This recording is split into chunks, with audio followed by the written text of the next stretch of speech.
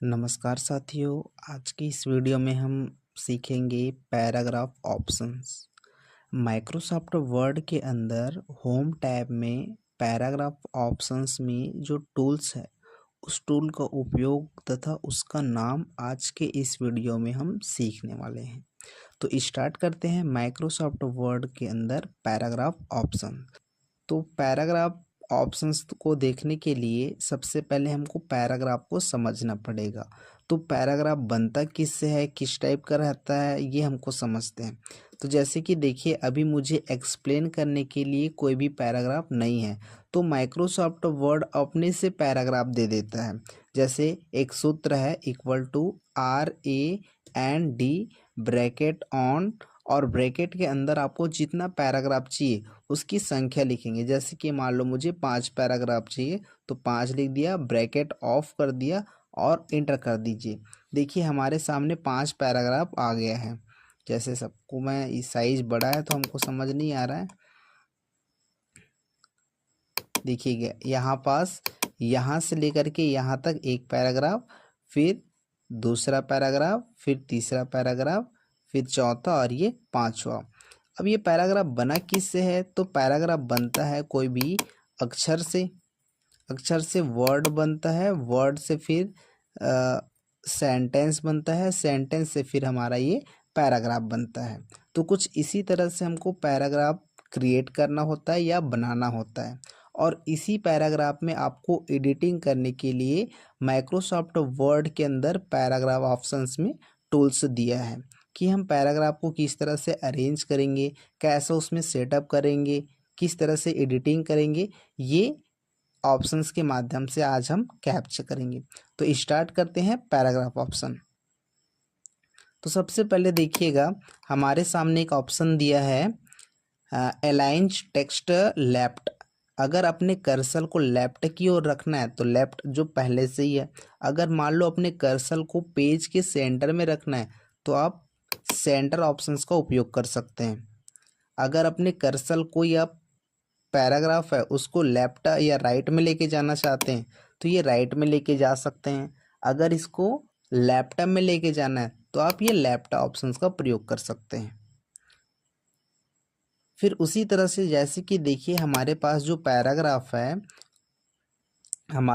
Paragraph है उसका left side एक सीध में है, लेकिन राइट साइड की ओर देखें तो एक सीध में नहीं है, कोई लाइन आगे है, कोई लाइन पीछे है।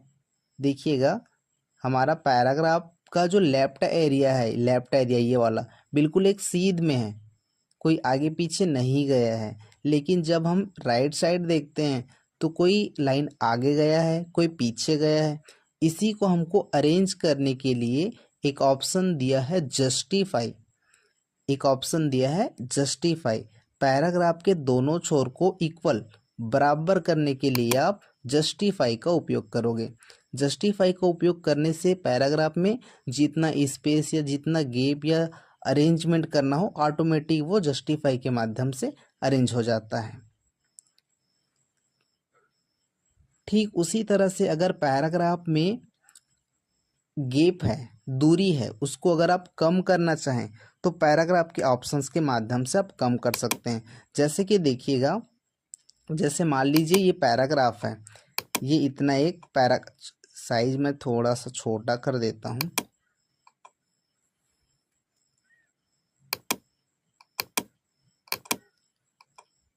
देखिएगा हमारे सामने ये पैराग्राफ दिया है। अब ये पैराग्राफ में लाइन भी है और पैराग्राफ भी है। देखिएगा ये लाइन है,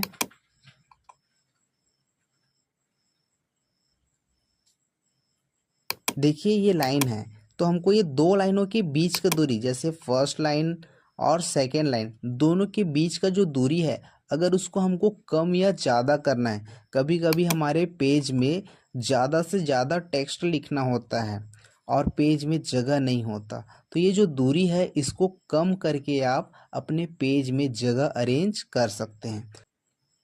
तो जैसे कि देखिए दो लाइनों के बीच का दूरी अगर आपको बढ़ाना है या घटाना है तो ये लाइन स्पेसिंग ऑप्शंस में जा करके देखिएगा, दो लाइनों या पैराग्राफ के बीच में जो लाइन है वो लाइन का दूरी कम हो सकता है या ज़्यादा हो सकता है। तो कुछ इसी तरह से अपने पैराग्राफ के अंदर जो लाइन है उसका गैप या डिस्टेंस को आपको कवर करना होगा, या तो बढ़ा सकते हो या कम कर सकते हो। तो देखिए मैंने इसमें कम किया है, तो ये पैराग्राफ को देखिएगा और ये दूसरे पैराग्राफ को देखिएगा, इसमें स्पेसिंग कम दिख रहा है और इसमें स्पेसिंग कुछ ज़्यादा दिख रहा है। तो कुछ ऐसी आपको अपने पैराग्राफ के बीच में जो दूरी है उसको कम या ज़्यादा करना होगा।